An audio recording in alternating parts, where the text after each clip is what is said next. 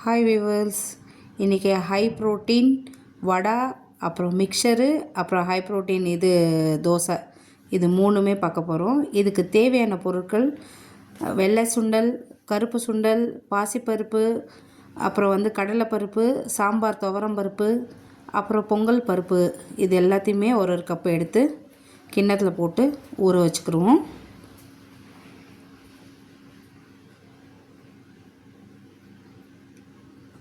நல்ல தண்ணி ஃபுல்லாக பிடிச்சி ஊற வச்சுட்டு ஒரு 2 வாட்டி வாஷ் பண்ணிட்டோம்னா நம்ம திருப்பி கழுவ வேண்டிய அவசியம் இருக்காது.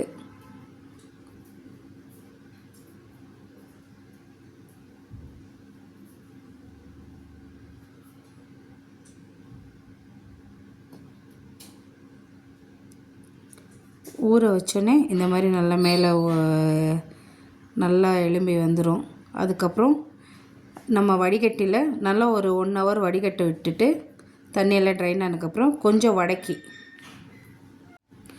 வடக்கி மிக்ஸியில் போட்டு எடுத்திருக்கேன். அதோட சோம்பு,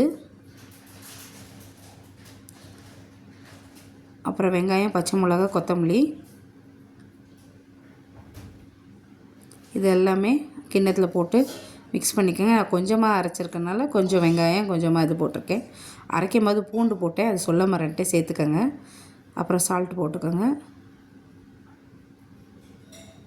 இது எல்லாத்தையும் போட்டு நல்லா பிணைஞ்சி விட்டுட்டு கொஞ்சம் கொரப்பாக அரைச்சிக்கோங்க. ரொம்ப நம்ம மையெல்லாம் அரைக்க வேண்டாம், சும்மா 2 சுற்று போட்டால் போதும்.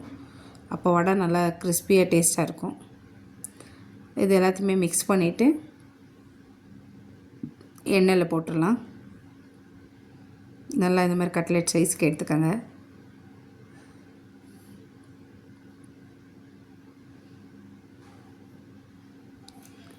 ஒரு 4 வடை வர மாதிரி போட்டுக்கோங்க.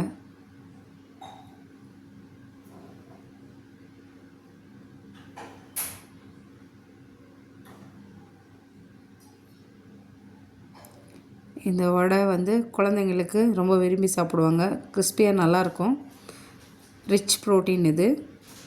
பசங்களை சுண்டல் சாப்பிட மாட்டாங்கள்ல, அதனால் இந்த மாதிரி ஊற வச்சு நல்லா அரைச்சிட்டு போட்டோம்னா நல்லா டேஸ்ட்டாக இருக்கும்.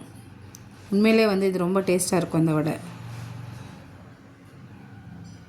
எல்லா பயிருமே நம்ம சேர்க்குறோம் இல்லைங்களா, அதனால் குழந்தைங்களுக்கு நல்லது. இது நம்ம சாம்பார் சாதத்தோடு எது வச்சு சாப்பிட வெறுமனையாகவே சாப்பிட்லாம். பட் சாம்பார் சாதம் அது மாதிரி சாப்பிடும்போது நல்லாயிருக்கும். கொஞ்சம் செவக்க எடுத்துட்டிங்கன்னா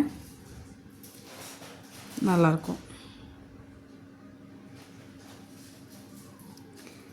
இது பயிரெல்லாம் கொஞ்சம் நிறையா வேக வச்சுருக்கேல, இது வடை.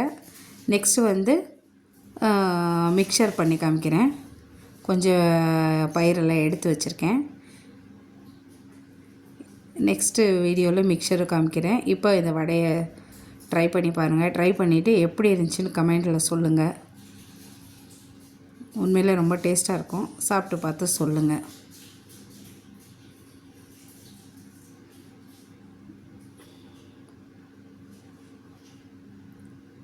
வடை பார்க்குறதுக்கே நல்லா இருக்குல்ல, டேஸ்ட் பண்ணிட்டு சொல்லுங்கள். நல்லாயிருக்கும். நெக்ஸ்ட் வீடியோவில் பார்க்கலாம். பாய்.